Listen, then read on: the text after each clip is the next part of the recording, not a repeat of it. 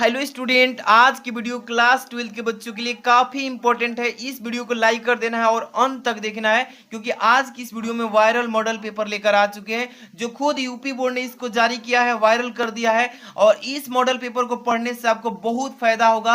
आप चाहेंगे तो 100 में 100 नंबर तक ला सकते हैं। और देखिए, इसका पीडीएफ भी मैं निकलवा के ला दिया हूं, ताकि आपको एकदम अच्छे से तैयारी करा दूं। अगर आपका पेपर देखिए 16 फरवरी को है ना, तो ये वायरल मॉडल पेपर आप जरूर पढ़ के जाइएगा। आपसे रिक्वेस्ट है, इस वीडियो को पूरा देखिए। आप ही लोग के लिए मेहनत के साथ इसको तैयार किया हूं। देखिए 16 फरवरी को ऐसा ही आएगा आपका पेपर, मतलब कि सेम टू सेम क्वेश्चन ज्यादा फंसेंगे। ये मॉडल पेपर पढ़ने से आपका बहुत फायदा होने वाला है। आप लोग देखिए, आपका पेपर कैसा आएगा, सेम ऐसा ही आएगा। 3 घंटे 15 मिनट का जिस तरीके से पेपर मिलता है वैसा ही रहेगा। इस पेपर में आपको तैयारी की बात करेंगे, इसमें टोटल कितने क्वेश्चन आएंगे? 14 क्वेश्चन।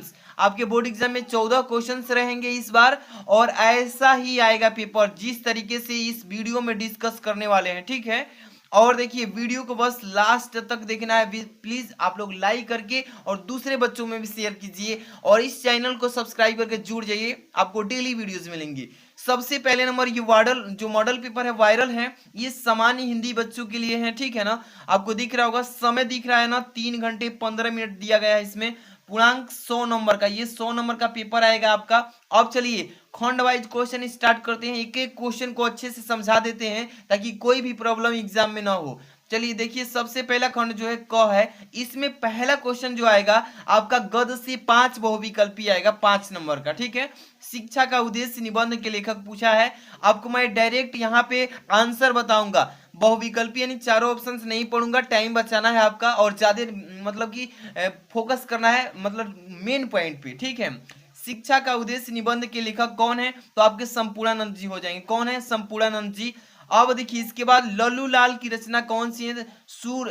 सुख सागर, प्रेम सागर, परीक्षा गुरु, रानी केतकी की कहानी। तो लल्लू लाल की जो है प्रेम सागर है। कौन सी रचना है? प्रेम सागर है। इसके बाद अब यहाँ पे चलिए, ग नंबर, पर्दा कहानी के लेखक। पर्दा कहानी के लेखक कौन है? यशपाल जी हैं। देखिए यहाँ पे 4 नंबर जो ऑप्शन है ये करेक्ट है। देखिए, आपके पास जो समय है मात्र 5 दिन, क्योंकि 16 फरवरी को आपका फर्स्ट डे एग्जाम है हिंदी का। तो आप 5 दिन में इस मॉडल पेपर को 2-3 बार देखिए, आपका इसी में से ज्यादा क्वेश्चन फंसेगा, ठीक है ना। अब चलिए, घ नंबर कह रहे हैं आवारा मसीहा के रचनाकार कौन है? आवारा मसीहा के रचनाकार विष्णु प्रभाकर जी हैं, ठीक है ना। इसके बाद आगे क्वेश्चन चलेंगे। देखिए अंग नंबर, बाण भट्ट की आत्मकथा के लेखक कौन है? तो हजारी प्रसाद द्विवेदी जी हैं। बाण भट्ट की आत्मकथा के लेखक हजारी प्रसाद द्विवेदी जी 4 नंबर पे हैं, ठीक है ना। तो आपको मैंने गद्य से 5 बहुविकल्पी बता दिए वायरल मॉडल पेपर से, ठीक है ना। इसके बाद यहाँ पे देखिए, प्रश्न संख्या 2, कमायनी किस युग की रचना है? तो इस कमायनी किस युग की रचना है? तो यहाँ पे चलिए, आगे चलिए, यहाँ से वायरल पे देखिए, क्षयवादी युग का। किस युग के? क्षयवादी युग के हैं, ठीक है ना। इसके बाद आगे क्वेश्चन देखेंगे, यहाँ पे दूसरा नंबर, निम्नलिखित कवियों में से कौन प्रगतिवादी युग के हैं? तो देखिए, अग्रदास, तुलसीदास, नाभादास, रामधारी सिंह दिनकर। तो यहाँ पे अग्रदास जो हैं, ये आपके प्रगतिवादी युग के कवि कहलाते हैं, ठीक है ना। अच्छे से तैयार कीजिए। देखिए, तार सप्तक का प्रकाशन वर्ष कौन से सन में तार सप्तक का प्रकाशन हुआ था? 1943 ईस्वी में, ठीक है ना। आगे चलिए, द्विवेदी युग की रचना नहीं है, न ही पूछा गया है। प्रिय प्रवास की साकेत की भारत भारती की कामायनी, कामायनी नहीं है, ये जयशंकर प्रसाद जी की है। आगे चलेंगे, निम्नलिखित में से कौन सी कृत महाकाव्य नहीं है?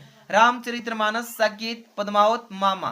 तो ये या मामा हो जाएगा, यहाँ पे ये हो जाएगा 4 नंबर ऑप्शन। तो देखिए, ये 5 नंबर का क्लियर हुआ पद से भी। अब चलते हैं वायरल गद्यांश पे। सभी बच्चे फोकस कीजिएगा मेरी बात पे। अब चलिए, 3 नंबर क्वेश्चन जो आएगा आपका, ये 10 नंबर का होगा। कितने नंबर का? देखिए इधर इधर 10 नंबर तैयारी होगा, ठीक। और अच्छे से पढ़िए, ट्रिक से समझिए गद्यांश कैसे सोल्व करना है।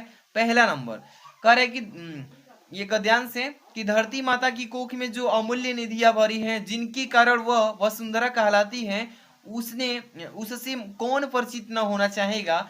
लाखों करोड़ों वर्षों से अनेक प्रकार की धातुओं को पृथ्वी को पीस पीस कर अगणित अगणित प्रकार की मिट्टियों से पृथ्वी की देह को सजाया है। हमारे भावी आर्थिक अभ्युदय के लिए इन सब की जांच पड़ताल आवश्यक है। जैसे ही गद्यांश आपने पढ़ा, आपको मालूम चल गया कि किस चैप्टर से आया है ये गद्यांश, और उस चैप्टर के राइटर कौन है। तो 2 नंबर का काम कंप्लीट। देखिए, उपर्युक्त गद्यांश के संदर्भ पूछा गया है ना। तो देखिए पहले पहचानिए, ये आपके राष्ट्र के स्वरूप वाला चैप्टर से है, राष्ट्र के स्वरूप वाला चैप्टर से। इसके राइटर वासुदेव साळकरवाल जी हैं। कौन है? वासुदेव साळकरवाल जी। और बोला है इसमें ना कि इसके गद्यांश गद्यांश का संदर्भ लिखिए। तो इसका गद्यांश का संदर्भ समझिए कि प्रस्तुत गद्यांश हमारी पाठ्य पुस्तक के गद्य भाग में संकलित भारतीय संस्कृत के अभियोता जो अध्येता हैं डॉक्टर वासुदेव साळकरवाल जी, उन्हीं के द्वारा लिखित राष्ट्र के स्वरूप शीर्षक निबंध से अवतरित है।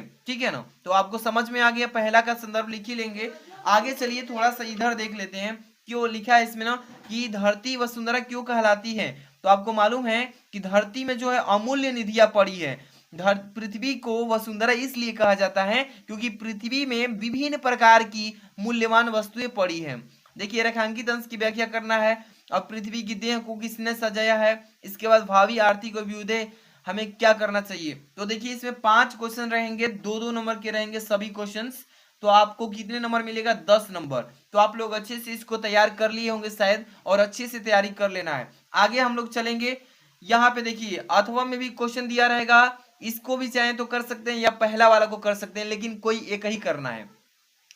अशोक का फूल उसी मस्ती में हंस रहा है पुराने चित्र में, इसे देखने वाला उदास होता है। वह अपने को पंडित समझता है। पंडिताई भी एक बोझ है, जितनी ही भारी होती है उतनी ही तेजी से डुबोती है। जब वह जीवन का अंग बन जाती है तो सहज हो जाती है, तो वह बोझ नहीं रहती। वह उस अवस्था में उदास भी नहीं करती।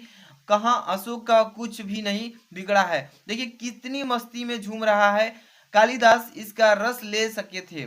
अपने ढंग से मैं भी ले सकता हूँ, अपने ढंग से उदास होना बेकार है। देखिए ये गद्यांश जो दिया गया है आपको पहचान आना चाहिए कि किस चैप्टर से दिया गया है।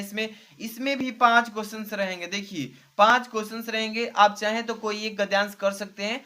तो एक एक गद्यांश बताते चलूंगा, इस वीडियो में क्लियर होते चलेगा। देखिए आगे 4 नंबर क्वेश्चन ध्यान से पढ़िएगा कि दिए गए पद्यांश पर आधारित निम्नलिखित प्रश्नों के उत्तर दीजिए। ठीक है ना। ये भी 10 नंबर का आएगा, थोड़ा सा अच्छे से पढ़ लीजिएगा। कह रहा है कि दुर्बलता का ही चिन्ह विशेष शपथ है, पर औलाजन के लिए कौन सा पथ है। यदि मैं उकसाई गई भरत को हूँ, तो पति समान ही स्वयं पुत्र खोऊं। ठहरो मत रुको मत कहूँ सो सुन लो, पाओ यदि मुझमें सार उसे सब चुन लो। तो जैसे इस पद्यांश को आपने पढ़ा तो आपको एक चीज क्लियर हो गया होगा कि ये पद्यांश जो है किस चैप्टर से दिया गया है। ठीक है ना। तो आपको मालूम होना चाहिए और पकड़ में आना चाहिए कि किस चैप्टर से ये दिया गया है। ठीक है। अब इसमें 2 दिया रहेगा, चाहे तो आप अथवा वाला भी कर सकते हैं। देखिए अथवा में भी दिया है इसमें, चाहे तो इसको भी कर सकते हैं अथवा में। तो आप देखिए इसका भी क्या लिखा है कि लज्जाशील पति महिला जो कही दृष्टि आय दोनों देना, विकृति वसना तो न तू सुंदरी को, जो थोड़ी सी श्रमिक वह गोद ले श्रांति खोना, होठों की और कमल मुख की मलनताएं मिटाना। इसके बाद यहाँ पर भी है, कोई कलांतक कृषक ललना खेत में जो दिखवाए, जाता कोई जलद यदि हो व्योम में तो उसे ला, धीरे धीरे परस उसकी क्लांतियों को मिटाना, छाया द्वारा सुखित करना तप्त भूतंगा को। आपने जैसे इसको पढ़ा आपको मालूम चल गया होगा कि ये जो आपको दिया गया है किस चैप्टर से, तो आपको मालूम होना चाहिए चैप्टर का सबसे पहले पवन द्युति का चैप्टर है ना, उसी चैप्टर से इसको दिया गया है। और इसके राइटर आपको मालूम है कि अयोध्या सिंह उपाध्याय जी हैं, उसी से इसको दिया गया है। इसमें भी 5 क्वेश्चंस दिए गए हैं। उपर्युक्त पद्यांश के संदर्भ लिखिए। तो कैसे लिखेंगे कि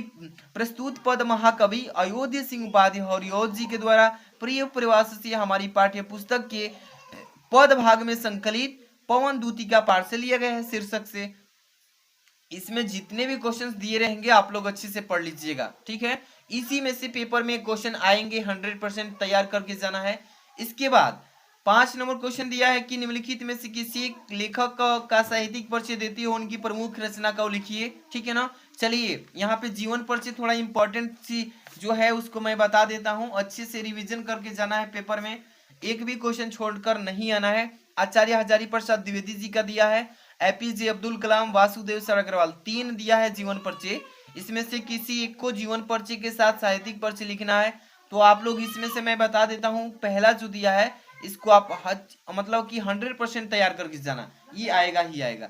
इसके बाद निम्नलिखित में से किसी कवि का साहित्यिक परिचय देते हुए उनकी प्रमुख कृतियों पर प्रकाश डालिए, ये भी 5 नंबर का आता है।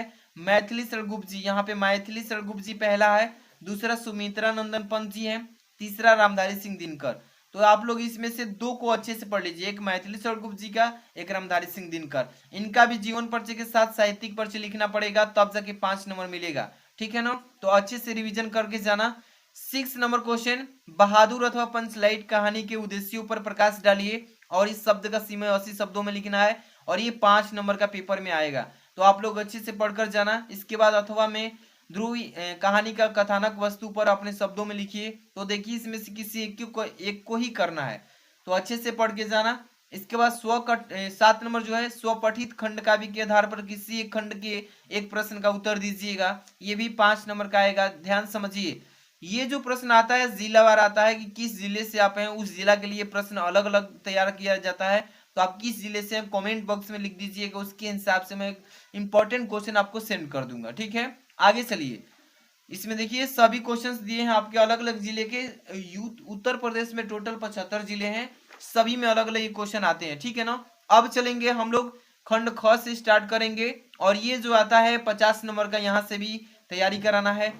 8 नंबर क्वेश्चन है कि क नंबर, दिए गए संस्कृत गद्यांशों में से किसी एक का संदर्भ हिंदी में अनुवाद कीजिए, ठीक है ना। यहाँ पे संस्कृत का हिंदी में अनुवाद करना है। देखिए क्या लिखा गया है, अच्छे से पढ़िए। महामानव विद्वान वक्ता धार्मिको नेता पटुआ पत्रकारश्चित परमस्य सर्वोच्च गुण जन सेवाय आसीत यत्र कुत्रापि अयम जानम दुखितान पीडयासन मानश्च पश्य तत्रैव सह शीघ्रमेव उपस्थितः सर्वविघ्नं साहश्च अकरोत् प्राणी से अस्य स्वभाव ऐसी एवासित। जैसे इसको पढ़ा आपने, इसका क्या करना है, आपको संदर्भ इसका लिखना है, इसके ठीक बाद आपको हिंदी में इसका अनुवाद कर देना है। अब देखिए अथवा में भी दिया है, अथवा लिखा है ना, तो आप चाहें तो किसी एक को करेंगे, जो आपको आता होगा वही करना है, हाँ लेकिन एक ही करना है। देखिए यहाँ पे हंसराज तदैव तदैव परिस मध्य आत्मनः भागिनी पाप। तो चाहे तो इसको कर सकते हैं या उसको कर सकते हैं, कोई एक करना है। आगे देखिए 8 का ख दिया है, दिए गए पद्यांश में से किसी एक का संदर्भ सहित हिंदी में अनुवाद कीजिए। ये भी 7 नंबर का आता है। नमे रोचते भद्रम वह उल्कस्यामि वेचनम। इसके बाद अक्रुदस्य मुखम पश्य कथम कुद्रो भविष्यत। तो आप चाहें तो इसका श्लोक का आप संदर्भ हिंदी में लिख के इसका हिंदी में अनुवाद भी कर सकते हैं, या अथवा में दिया है परोक्षे कार्य हस्ताक्षरम, इसको भी कर सकते हैं। चाहे तो आप इसका संदर्भ लिख के इसका हिंदी में अनुवाद कर देंगे तो 7 नंबर मिल जाएगा। आगे चलिए क्वेश्चन देखेंगे 9 नंबर से, निम्नलिखित मुहावरे में से किसी एक का अर्थ लिखकर के वाक्य में प्रयोग कीजिए। इसमें से किसी एक का करना है। सबसे बड़ी बात यह है कि मुहावरा में सबसे पहले इसका अर्थ लिखा जाता है तो 1 नंबर मिलता है, इसके वाक्य प्रयोग में 1 नंबर, यानी 2 नंबर का आता है। समझिए, तलवार की धार पर चलना, टका सा जवाब देना, दाल में काला होना, इसके बाद नमक मिर्च लगाना। तो ये 4 टॉपिक है, इसमें से किसी एक पर ही आपको इसका मुहावरे का अर्थ के साथ वाक्य प्रयोग कर देना है। अच्छे से पढ़ के जाना। इसके बाद 10 नंबर, निम्नलिखित में से सब संधि विच्छेद कीजिए, चयन कीजिए। तथापि का तथा धन अपी होगा, यहाँ पे देखिए। इसके बाद यहाँ पे क्या लिखा है 2 नंबर की परमेश्वर का संधि विच्छेद क्या होगा, परम धन ईश्वर होगा। ये पहला ही सही है, परम धन ईश्वर हो जाएगा। आगे चलिए, यहाँ पे सॉरी यहाँ पे देखिए पर दिया है, पहला नहीं होगा, पर दिया है, परम धन ईश्वर होगा, ठीक है ना। परम धन ईश्वर, ये वाला सी नंबर पे दिया है, सही है यही। गायकः का संधि विच्छेद बताइए, तो गय धन का हो जाएगा, सी नंबर सही है। इसके बाद दिए गए निम्नलिखित शब्दों की विभक्ति वचन बताइए। आत्मनः में विभक्ति और वचन, आत्मनः में षष्ठी विभक्ति एक वचन पाया जाता है। इसके बाद देखिए कह रहा है इसमें दूसरा कि नामनाम में विभक्ति वचन बताइए, तो ये षष्ठी विभक्ति बहुवचन होता है इसका। आगे चलिए, निम्नलिखित शब्द युग्मों का सही अर्थ चयन कीजिए इसमें, ठीक है। क्या कह रहा है, वसन और व्यसन। वसन व्यसन का यहाँ पे देखिए ऑप्शन जो है विवश और व्याकुल, कवच और भोजन, ये भी नहीं होगा। इसका राइट आंसर वस्त्र और आदत हो जाएगा। क्या होगा, वस्त्र और आदत, ये वाला सी नंबर ऑप्शन सही है। अगला प्रश्न दिया है कि अंबुज अम्बुद, अंबुज अम्बुद का मतलब होता है कमल और बादल, ये देखिए सी नंबर पे सही है। इसके बाद निम्नलिखित शब्दों में से किसी एक का अर्थ लिखिए, 2 अर्थ। अंबर का लिख दीजिए, गगन हो जाएगा, आकाश हो जाएगा, ठीक है ना। पट दिया है, विधि दिया है, नाग दिया है, तो चारों में से किसी एक का दो अर्थ लिख देना है। इसके बाद ग नंबर लिखा है, निम्नलिखित वाक्यांशों के लिए एक शब्द का चयन कीजिए। जो आंखों के सामने हो उसको प्रत्यक्ष कहते हैं, ठीक है ना। इसके बाद देखिए, इसके बाद यहाँ पे दूसरा है कि जानने की इच्छा रखने वालों को क्या बोला जाता है, जिज्ञासु बोलते हैं उसको। देखिए यहाँ पे जिज्ञासु है। इसके बाद आगे चलेंगे क्वेश्चन, यहाँ पे ध्यान दीजिएगा। क्वेश्चन नंबर इसमें घ 11 का, निम्नलिखित में से किस की नहीं दो वाक्यों को शुद्ध करके बताइए। तुम तो कुर्सी पर बैठे हैं, तुम कुर्सी पर बैठे हो। इस सरोवर में अनेकों कमल खिले हैं। इस सरोवर में अनेकों नहीं होगा, अनेक कमल खिले हैं। इसमें से दो को करना है, बस दो को शुद्ध कर लीजिएगा। यहाँ पे देखिए 12 का क दिया है, वीर रस अथवा हास्य रस का स्थायी भाव के साथ उदाहरण के साथ परिभाषा दीजिए। श्लेष्म अथवा उत्प्रेक्षा अलंकार का लक्षण सहित उदाहरण सहित परिभाषा लिखिए। दोहा अथवा सोठा छंद का मात्रा सहित लक्षण उदाहरण सहित लिखिए। तो यहाँ पे देखिए 3 जो दिया है ये फिक्स क्वेश्चन है, 6 नंबर। इसको ही पढ़ के जाना है, 100% आएगा। पेपर देकर आइएगा तब बताइएगा, जरूर आएगा। 13 नंबर क्वेश्चन, बैंक में खाता खोलने के लिए बैंक प्रबंधक को आवेदन पत्र या प्रार्थना पत्र पर लिखिए। 6 नंबर का आता है, यह अथवा में दिया रहेगा। शहर में फैली संक्रामक बीमारी की तरह जिलाधिकारी का ध्यान आकर्षित करने के लिए आवेदन पत्र या प्रार्थना पत्र लिखिए। तो ये पेपर में हर साल पूछे जाते हैं। जितने भी बच्चे वीडियो को लाइक नहीं किए, लाइक करके चैनल को सब्सक्राइब करके रखिए। ऑल सब्जेक्ट की यहाँ पे तैयारी कराया जा रहा है बहुत ही अच्छे से। आगे देखिए 14 नंबर क्वेश्चन, निम्नलिखित विषयों में से किसी एक पर अपनी भाषा शैली में निबंध लिखिए। ये 9 नंबर का आएगा, ठीक है। देखिए देश में बेरोजगारी की समस्या पर पूछ सकता है, या आतंकवाद की समस्या समाधान पे। इसके बाद वृक्षारोपण का महत्व पे, और इसके बाद है विद्यार्थी और राजनीति। इसके बाद है देश की समृद्धि और विकास में समाचार पत्रों की भूमिका।